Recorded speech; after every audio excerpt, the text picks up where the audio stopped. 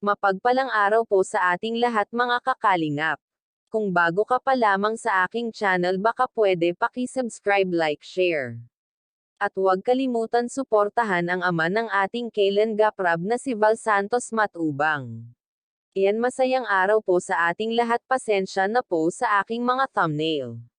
Sana po wag kayo magsawang manood at makinig sa aking video. Si Carla po ang ating topic ngayon, napakaganda nitong si Carla mga kakalingap, at marami na naman ditong humahanga at mahuhumaling mga kakalingap, kaya subaybayan po natin ang kwento ni Dara para tulad ko at tulad naming mga reactor ay alam ang buong kwento ng Kalingap Rab. Di na po natin iisa-isahin, pero kalingap na pasugod sa bahay ni Rose Ann para ilikas ito dahil masama ang panahon dahil may bagyo, kaya kailanggap labis ang pag-alala kasama si Joy ng pamuna ang Kalingap team sa bahay ni Rose Ann at binigya ito ni Kalingap ng budget.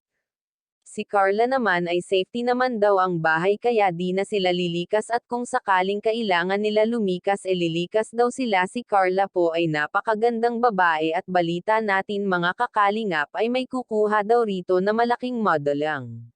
Aba mga kakalingap, nangangamoy mayaman itong si Carla. Sana tuloy-tuloy ang blessings na dating kay Carla mga kakalingap para naman may ahon na ni Carla sa mahirap na buhay ang kanyang pamilya. Para di na ito maglakad galing eskwelahan pauwi ng bahay dahil napakalayo nitong bahay nila sa eskwelahan. Sa mga sponsor po ni Dara, pasalamatan natin mga kakalingap sa mga nagbibigay pera at sa panggastos sa bahay nila dahil kino-konti-konti lang ito Dara magbili ng mga kagamitan para sa bahay nila.